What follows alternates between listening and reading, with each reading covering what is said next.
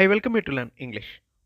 உனக்கு என்ன வேண்டும், அதாவது உனக்கு என்ன வேணும், இங்கிலீஷில் கேட்குறதுக்கு உங்களுக்கே தெரியும். What to you want, what you want அப்படின்னு கேட்கக்கூடாது. அது அப்படி தமிழில் இருக்கிறத இங்கிலீஷில் ட்ரான்ஸ்லேட் பண்ணியிருக்கோன்னு அர்த்தம். அதில் கிராமர் மிஸ்டேக் இருக்குது. So what to you want is correct. எனக்கு தெரியும் உனக்கு என்ன வேணும்னு. இதை ஐ know what to you want அப்படின்னு கேட்கக்கூடாது. இதை பற்றி நான் ஆல்ரெடி ஒரு வீடியோவில் எக்ஸ்பிளைன் பண்ணியிருக்கேன். இன்னும் நிறைய எக்ஸாம்பிள்ஸோடு இந்த வீடியோவில் பார்க்கலாம். ஐ know what to you want அப்படின்னு சொன்னோன்னா that is wrong. I know what you want. I know அப்படின்னா எனக்கு தெரியும். வாட் டு யூ வாண்ட் அப்படின்னா உங்களுக்கு என்ன வேணும். ஸோ அது ஒரு கேள்வியாக போயிடுது. எனக்கு தெரியும் உனக்கு என்ன வேணும் அப்படிங்கிறதுக்கு I know what you want. இந்த சென்டென்ஸ் சிம்பிள் ப்ரெசன்ட் டென்ஸில் இருக்குது. I welcome you to this channel சென்டாக்ஸ்.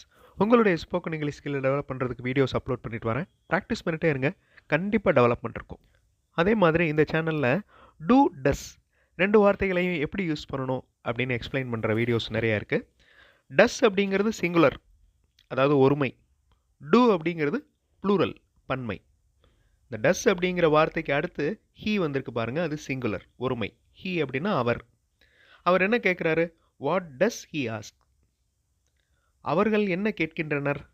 இது பன்மை. What do they ask? இது பேசிக். அவர் என்ன கேட்குறாருன்னு எனக்கு தெரியும். இதை நீங்கள் இப்போ சொல்ல போகிறீங்க. ஐ know what does he ask. இது கரெக்டா? கரெக்ட் இல்லை அப்படின்னு நினச்சிங்கன்னா இந்த சென்டென்ஸ், அதாவது அவர் என்ன கேட்குறார் அப்படிங்கிறது எனக்கு தெரியும், இந்த வாக்கியம் எப்படி வரும்? ஐ நோ அப்படின்னு ஸ்டார்ட் பண்ணணும். அதை எப்படி ஃபில் பண்ணுவீங்க? வீடியோ பாஸ் பண்ணிவிட்டு யோசிச்சு பாருங்கள், ஃப்ரேம் பண்ணுறதுக்கு ட்ரை பண்ணுங்கள். அப்போ தான் உங்களுக்கு தெரியும் எந்த இடத்துல நம்மளால் ஃப்ரேம் பண்ண முடியல, எந்த இடத்துல ஸ்ட்ரக் ஆகுது அப்படின்னு தெரியும். அதே சமயத்தில் நம்மளுக்கு தெரிஞ்சிருக்கோம், அதை சொல்லாமல் நம்மளுக்கு தெரியாதுன்னு நினச்சிட்டே இருப்போம். ஸோ ட்ரை பண்ணால் தான் அது தெரியும். ஸோ வீடியோ பாஸ் பண்ணிவிட்டு ட்ரை பண்ணுங்கள். ஆன்சர் ஃபியூ செகண்ட்ஸில் டிஸ்பிளே ஆகும். ஐ நோ எனக்கு தெரியும். வாட் டஸ் ஹி ஆஸ்க் அப்படிங்கிறது ஒரு செப்பரேட் கேள்வி, தனி கேள்வியாக போயிடுது. I know what he asks. அவர் என்ன கேட்குறாருன்னு எனக்கு தெரியும். This is correct. ஒரு சிம்பிளான கொஸ்டின். அவர் என்ன கேட்டார்? வீடியோ பாஸ் பண்ணிவிட்டு அந்த வாக்கியத்தை ஃபில் பண்ணுங்கள், அந்த கேள்வி வாக்கியத்தை. வாட் அப்படின்னு ஆரம்பிக்கணும். அவர் என்ன கேட்டார் அப்படிங்கிறத ஃபில் பண்ணுங்கள். வீடியோ பாஸ் பண்ணிக்கோங்க. ஆன்சர் ஃபியூ செகண்ட்ஸில் டிஸ்பிளே ஆகும். டூ டஸ் பார்த்தோம், அது present tense. Past tense did. அவர் என்ன கேட்டார்? What did he ask? அவர் என்ன கேட்டார்னு எனக்கு தெரியும். நவ் இந்த சென்டென்ஸை ஃப்ரேம் பண்ணுறதுக்கு ட்ரை பண்ணுங்கள். அவர் என்ன கேட்டார்னு எனக்கு தெரியும். அவர் என்ன கேட்டார் அப்படிங்கிறதுக்கு what did he ask.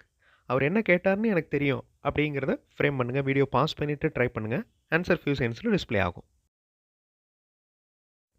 I know what he asked. I know what did he ask வராது. I know what he asked. அவர் என்ன கேட்டார் அப்படிங்கிறது எனக்கு தெரியும். இதில் வாட் ஹி ஆஸ்க்டு அப்படிங்கிறது பாஸ்ட் டென்ஸ், ஐ நோ அப்படிங்கிறது present tense. Again video pause பண்ணிவிட்டு இந்த கொஸ்டினை ஃப்ரேம் பண்ணுறதுக்கு ட்ரை பண்ணுங்கள். நீங்கள் எப்படி சொல்வீங்க? ஹவ் அப்படின்னு ஆரம்பிக்கணும் இந்த கேள்வி. டெல் அப்படிங்கிற வேர்பை நான் கொடுத்துட்டேன். நீங்கள் எப்படி சொல்வீங்க? உங்களுக்கு தெரியும் எப்படி சொல்வதென்று. இந்த வாக்கியத்தையும் ட்ரை பண்ணணும். ஃபர்ஸ்ட் நீங்கள் எப்படி சொல்வீங்க அப்படிங்கிறத ட்ரை பண்ணுங்கள். அதுக்கப்புறம் நெக்ஸ்ட் ட்ரை பண்ணலாம். சிம்பிள் ப்ரெசன்ட் டென்ஸில் இந்த கேள்வியை கேட்குறோம். யூ அப்படின்னு வந்திருக்கிறதுனால டூ யூஸ் பண்ணுறோம். யூ பன்மை, அதனால் டூ யூஸ் பண்ணுறோம். How do you del? நீங்கள் எப்படி சொல்வீங்க? உங்களுக்கு தெரியும் எப்படி சொல்கிறதுன்னு. இப்போ இந்த சென்டென்ஸை ஃப்ரேம் பண்ணுங்கள். வீடியோ பாஸ் பண்ணிவிட்டு ட்ரை பண்ணுங்கள். நீங்கள் எப்படி சொல்வீங்க? How do you tell? உங்களுக்கு தெரியும் எப்படி சொல்வதென்று. You know how to tell. Okay, உங்களுக்கு தெரியும் எப்படி சொல்வதென்று. You know how to del.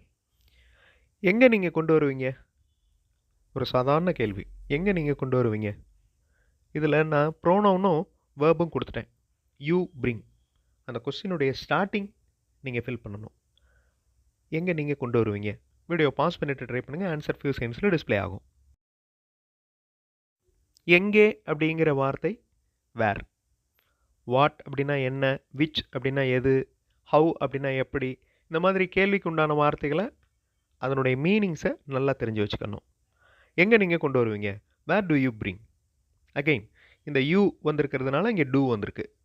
அதே இடத்துல ஹீ, ஷீ, இட் அந்த மாதிரி சிங்குலர் வந்துருந்துச்சுன்னா டஸ் வந்திருக்கும். Where does he bring, where does he give, அந்த மாதிரி. இப்போ இந்த கேள்வியை நார்மலான சென்டென்ஸாக மாற்ற போகிறோம். நான் உங்களுக்கு சொல்கிறேன் எங்கு கொண்டு வர வேண்டும் என்று. இந்த சென்டென்ஸை ஃப்ரேம் பண்ணுறதுக்கு ட்ரை பண்ணி பாருங்கள். கண்டிப்பாக உங்களால் முடியும். உங்களுக்கே தெரியும். அதை ஹெசிடேட் பண்ணி ஸ்டாப் பண்ண வேண்டாம். கண்டிப்பாக உங்களால் முடியும். ட்ரை பண்ணுங்கள். ஆன்சர் ஃபியூ செகண்ட்ஸில் டிஸ்பிளே ஆகும். I tell you where to bring. Where do you bring அப்படிங்கிறது எங்கே நீங்கள் கொண்டு வருவீங்க. நான் உங்களுக்கு சொல்கிறேன், I tell you where to bring, எங்கே கொண்டு வரணும்னு. மாடல் சென்டென்சஸ் பார்த்தோம். இங்கிலீஷில் பேசுகிறதுக்கு எழுதுறதுக்கு ப்ராக்டிஸ் பண்ணலாம். அந்த மாதிரி இங்கிலீஷ் மாடல் சென்டென்சஸ் இருக்கிற வீடியோஸ் இன்னொரு சேனல் சென்டாக்ஸ் ப்ளஸில் அப்லோட் பண்ணியிருக்கேன். அந்த சேனல் வீடியோஸும் பாருங்கள். கண்டிப்பாக உங்களுக்கு யூஸ்ஃபுல்லாக இருக்கும். எந்த ஒன்றை நீங்கள் தேர்ந்தெடுக்கிறீர்கள்? எதை நீங்கள் செலக்ட் பண்ணுறீங்க? இந்த கேள்வியை ஃப்ரேம் பண்ணுங்கள். வழக்கம் போல் நான் ப்ரோனவுன் கொடுத்துட்டேன், வேர்ப் கொடுத்துட்டேன். அந்த கொஸ்டினுடைய ஃப்ரண்ட் பார்ட் என்ன வரும் அப்படிங்கிறத கண்டுபிடிங்க. எந்த ஒன்றை நீங்கள் தேர்ந்தெடுக்கிறீர்கள். இதுக்கு அப்புறம் இந்த கொஸ்டினை அசர்ட்டிவ் சென்டென்ஸாக மாற்றலாம். நீங்கள் எதனை தேர்ந்தெடுக்க வேண்டும் என்பதில் நான் உங்களுக்கு உதவி செய்கிறேன். இந்த மாதிரி வாக்கியம் ஃப்ரேம் பண்ணலாம். ஃபர்ஸ்ட் அந்த கேள்வியை நீங்கள் ஃப்ரேம் பண்ணுங்கள். எந்த ஒன்றை நீங்கள் தேர்ந்தெடுக்கிறீர்கள். வீடியோ பாஸ் பண்ணிட்டு ட்ரை பண்ணுங்கள். ஆன்சர் ஃபியூ செகண்ட்ஸில் டிஸ்பிளே ஆகும். Which one do you select? Which one do you select? Do you, அதை நோட் பண்ணிக்கோங்க.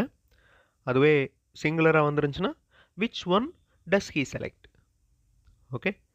இப்போ இந்த கேள்வியை நார்மல் சென்டென்ஸாக மாற்ற போகிறோம். நீங்கள் செலக்ட் பண்ணுறதுக்கு நான் ஹெல்ப் பண்ணுறேன். ஒரு கேஷுவலான ஒரு தமிழ் வாக்கியம். வீடியோ பாஸ் பண்ணிவிட்டு இங்கிலீஷில் ஃப்ரேம் பண்ணுங்கள். ஆன்சர் ஃபியூ செகண்ட்ஸில் டிஸ்பிளே ஆகும். ரொம்ப simple. I help you which to select. I help you which one to select அப்படின்னு சொல்லலாம். I help you which to select. Again video pause பண்ணிவிட்டு இந்த லாங் சென்டென்ஸை நீங்கள் ஃப்ரேம் பண்ண போகிறீங்க. நான் எந்த க்ளூவும் கொடுக்கல. நீங்கள் எந்த ட்ரெஸ் அணிய வேண்டும் என்பதை நான் சொல்கிறேன். நீ என்ன ட்ரெஸ் போட போகிற அப்படிங்கிறத நான் சொல்கிறேன். வீடியோ பாஸ் பண்ணிவிட்டு இந்த சென்டென்ஸை ஃப்ரேம் பண்ணுங்கள். ஆன்சர் ஃபியூ செகண்ட்ஸில் டிஸ்பிளே ஆகும். ட்ரை பண்ணுங்கள். கண்டிப்பாக உங்களால் முடியும். ஐ டெல் யூ, நான் சொல்கிறேன். I tell you what dress to wear. Okay, அணிதல் அப்படிங்கிறதுக்கு வியர், WEAR. ரொம்ப சிம்பிளான வாக்கியங்கள், நம்ம கேஷுவலாக யூஸ் பண்ணுற வாக்கியங்கள் தான். இந்த மாதிரி நிறைய வாக்கியங்கள் நீங்களாக இமேஜின் பண்ணி அதை இங்கிலீஷில் ட்ரான்ஸ்லேட் பண்ணி ப்ராக்டிஸ் பண்ணுங்கள். அடுத்த வீடியோவில் இன்னொரு இன்ட்ரெஸ்டிங்கான கிராமர் எக்ஸ்ப்ளனேஷன், இன்ட்ரெஸ்டிங்கான கிராமர் எக்ஸசைஸோடு பார்க்கலாம். தேங்க்ஸ் ஃபார் வாட்சிங் and thanks for your valuable comments.